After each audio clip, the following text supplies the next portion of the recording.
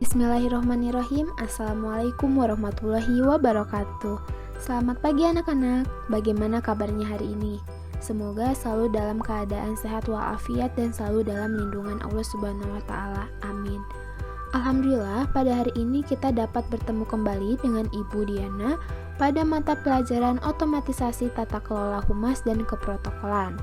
Nah, sebelum memulai pembelajaran, silahkan siapkan alat tulis dan juga jangan lupa berdoa terlebih dahulu agar materi yang disampaikan dapat diterima dengan baik dan bermanfaat untuk kita ke depannya. Amin.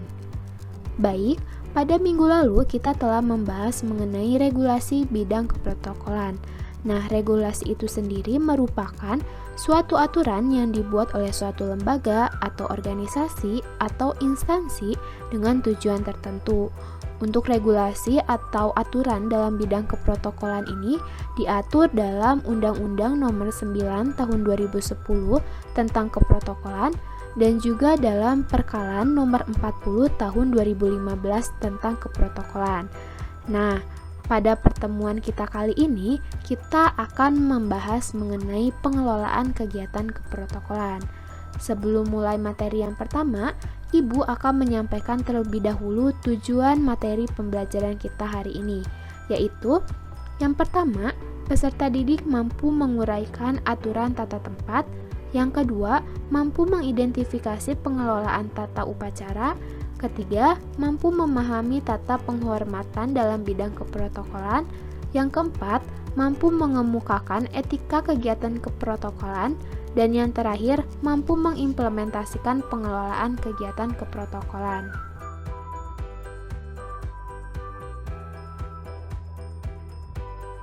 Berdasarkan tujuan yang telah Ibu sampaikan tadi, untuk itu, materi pembelajaran yang akan kita bahas pada pertemuan kali ini yaitu yang pertama, ada tata tempat, yang kedua, tata upacara, ketiga, tata penghormatan, yang keempat, etika kegiatan keprotokolan, dan yang terakhir, contoh penerapan kegiatan keprotokolan.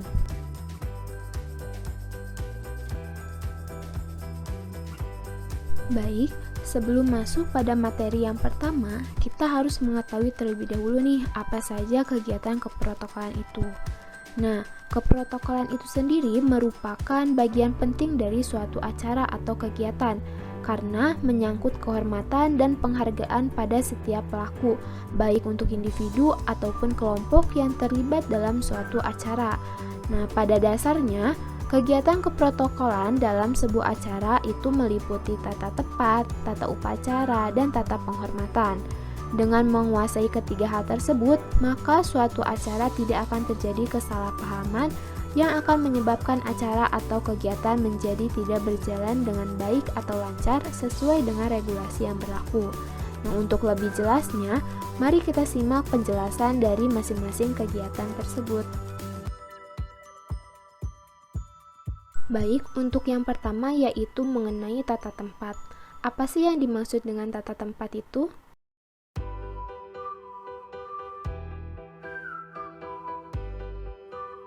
Menurut Undang-Undang Nomor 9 Tahun 2010, pada pasal 1 ayat 4 tentang keprotokolan menjelaskan bahwa tata tempat adalah pengaturan tempat bagi pejabat negara, pejabat pemerintahan, perwakilan negara asing dan atau organisasi internasional, serta tokoh masyarakat tertentu dalam acara kenegaraan atau acara resmi.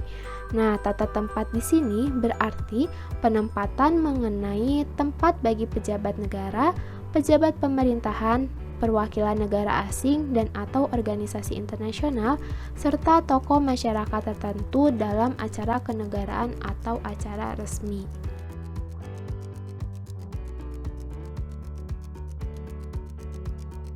Baik, materi yang selanjutnya yaitu tata upacara. Apa sih yang dimaksud dengan tata upacara?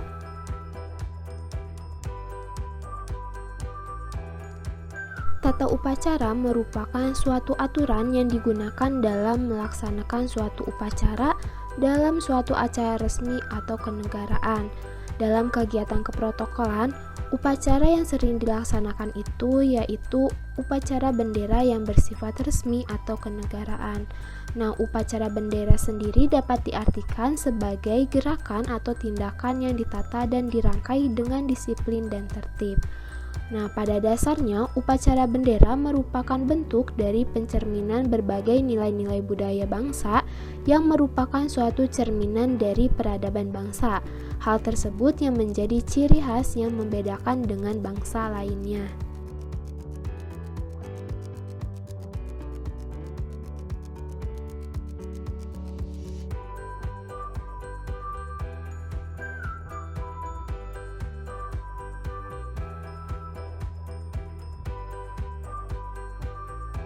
Berikut merupakan hal-hal yang perlu diperhatikan protokol dalam menjalankan tata upacara. Nah, dalam hal ini yaitu upacara bendera kenegaraan atau resmi. Yang pertama yaitu ada pejabat upacara, meliputi pembina upacara, pemimpin upacara, pengatur upacara, dan juga pembawa upacara. Nah, selanjutnya yaitu ada petugas upacara. Di antaranya yaitu pembawa naskah Pancasila, pembaca pembukaan teks Undang-Undang Dasar 1945, pembaca doa, dirijen lagu, petugas pengibar atau penurun bendera, petugas pembawa lagu atau paduan suara, dan yang terakhir yaitu cadangan tiap perangkat.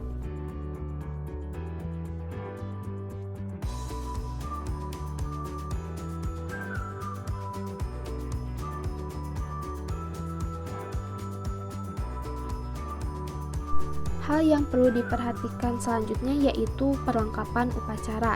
Adapun perlengkapan yang dibutuhkan dalam upacara yang pertama, bendera berwarna merah putih dengan ukuran perbandingan 2:3 dengan ukuran terbesar yaitu 2x3 meter. Adapun untuk ukuran terkecil yaitu 1x1,5 meter. Nah, yang kedua, tinggi tiang bendera minimal 5 meter dan maksimal 17 meter. Dengan perbandingan bendera dengan tiang yaitu 1:5. Dan yang terakhir, tali bendera menggunakan jenis tali layar, bukan menggunakan jenis tali plastik. Nah, untuk yang perlu diperhatikan selanjutnya yaitu naskah dalam upacara. Adapun naskah yang dibutuhkan dalam upacara bendera yang pertama, naskah Pancasila, kedua, pembukaan Undang-Undang Dasar 1945, ketiga, naskah doa, dan yang terakhir, naskah acara.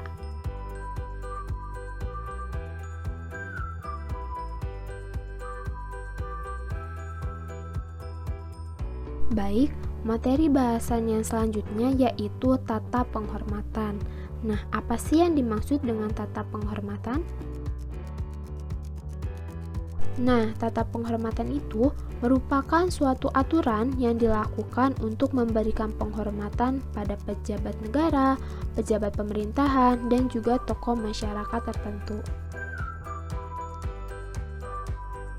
Berikut tata penghormatan dalam bidang keprotokolan yang harus dimengerti dan dipahami. Yang pertama, penghormatan presence atau penghormatan urutan, yaitu dimulai dari orang yang memiliki kedudukan tertinggi sebagai urutan pertama. Dan yang kedua yaitu penghormatan rotation atau penghormatan susunan yang terdiri dari yang pertama, presence tertinggi, sambutan terakhir pada penghargaan urutan pertama. Yang kedua, pembesar upacara datang paling akhir dan pulang lebih dahulu. Yang ketiga, jika menggunakan pesawat terbang, presence tertinggi naik paling akhir dan turun lebih dahulu dari pesawat. Nah, jika menggunakan kereta api dan mobil, maka presence akan naik dan turun lebih dahulu. Dan yang terakhir, orang yang memiliki presence tertinggi saat datang ke acara akan mendapatkan penyambutan dan pada waktu pulang akan mendapatkan penghormatan pelepasan. Nah, kemudian presence akan datang dari arah sebelah kanan.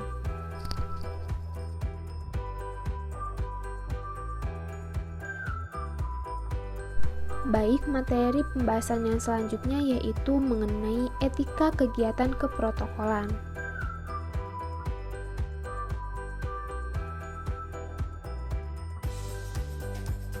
Nah, pada dasarnya, seorang protokol itu dalam menjalankan kegiatannya harus mampu memahami dan menerapkan etika dari kegiatan keprotokolan. Nah, etika protokol itu merupakan suatu norma-norma, kaidah-kaidah atau nilai-nilai, ukuran-ukuran yang dapat berupa aturan-aturan tatanan yang harus selalu ditaati. Selain itu, etika protokol harus dipatuhi dalam suatu acara kenegaraan atau acara resmi yang terdiri dari pengaturan tentang tata tempat, tata upacara, dan tata penghormatan. Nah, pada dasarnya, etika memiliki tujuan untuk meneliti tingkah laku dari manusia yang dianggap sebagai cerminan dari apa yang terkandung dalam jiwa atau dalam hati nurani seorang protokol.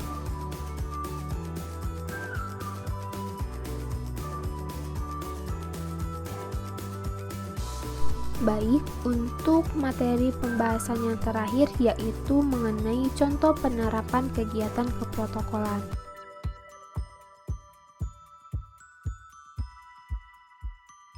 Baik, di sini dapat dilihat contoh penerapan dari kegiatan keprotokolan, yaitu dalam acara peringatan Hari Ulang Tahun Kota Depok ke-10. Nah, yang pertama yaitu mengenai tata upacara. Nah, upacara Hari Ulang Tahun ke-10 Kota Depok ini merupakan jenis upacara yang diadakan di luar ruangan atau di lapangan. Nah, guna kelancaran pelaksanaan upacara tersebut, maka dibuat aturan-aturan yang disepakati pada saat pertemuan untuk briefing antara bagian humas dan protokol dengan bagian yang terkait, yaitu bagian sosial.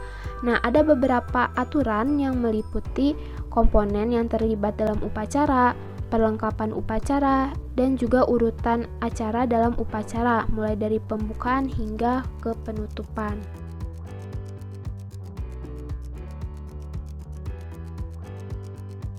Nah, yang selanjutnya yaitu mengenai pengaturan tata tempat. Nah, pengaturan tata tempat ini pada saat acara berlangsung itu diatur sedemikian rupa.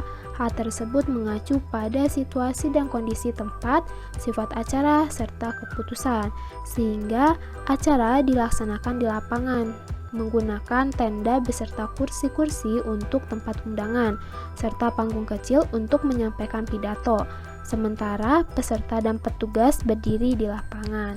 Nah, untuk tata tempat pejabat dan undangan lainnya itu disesuaikan berdasarkan aturan pada umumnya sesuai jabatan dan kedudukan serta aturan setempat. Nah, untuk yang terakhir yaitu tata penghormatan. Tata penghormatan ini meliputi tata cara memberi hormat dan penyediaan kelengkapan sarana yang diperlukan untuk kelancaran upacara. Nah, penghormatan yang pertama itu dilakukan kepada inspektur, yang selanjutnya penghormatan kepada lambang kebangsaan, hingga kepada penghormatan bendera merah putih.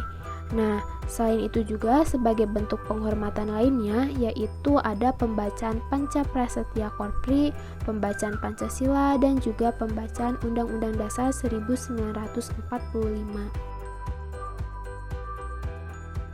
Nah, selanjutnya ada tugas yang harus kalian kerjakan, yaitu coba kalian cari informasi mengenai urutan tata tempat dalam acara kenegaraan dan acara resmi di Ibu Kota Negara Republik Indonesia berdasarkan Undang-Undang Nomor 9 Tahun 2010 Pasal 9.